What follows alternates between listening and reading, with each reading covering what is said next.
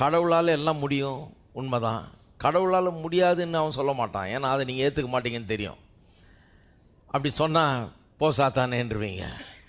அதனால் கடவுளை பற்றி ஒன்றும் சொல்ல மாட்டான், அவரால் முடியாது அப்படின்லாம் சொல்ல மாட்டான். அவன் என்ன சொல்லுவான், ஒன்றால் அந்த ஆசீர்வாதத்தை பெற முடியாது, ஏன்னா உங்ககிட்ட 1000 குறை இருக்குது, உங்ககிட்ட இந்த குறைலாம் இருக்குது, நீ எப்படி அந்த ஆசீர்வாதத்தை பெற முடியும், நீ இப்படி இருக்கிற, நீ எப்படி ஆசீர்வதிக்கப்பட முடியும். இப்படி தான் டீல் பண்ணுறான் பாருங்கள்.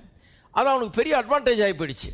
இப்போ சுயநீதியை சார்ந்து இருக்கிறவர்களுக்கு அவங்க பிசாசுக்கு ஒரு பிடி கொடுத்துட்றாங்க. என்ன பிடி கொடுத்துட்றாங்க, இவங்க சுயநீதியே சார்ந்து இருக்கிறதுனால அந்த சுயநீதியை வச்சே அவங்களை கீழே தள்ளி விட்டுறான். அவன் என்ன சொல்கிறான், உன்ன மாதிரி ஆளுக்கு கர்த்தர் எப்படி உதவி செய்வார், உனக்கு எப்படி நன்மை செய்வார், நீ செஞ்ச பாவத்துக்கு உனக்கு கிடைச்சது கரெக்டு தான், நீ செஞ்ச பாவத்துக்கு தான் நீ இப்போ அனுபவிக்கிற அப்படிங்கிற ஒரு உணர்வை ஏற்படுத்தி அவர்களுக்குள்ள ஒரு தோல்வியை உண்டு பண்ணுகிறான்.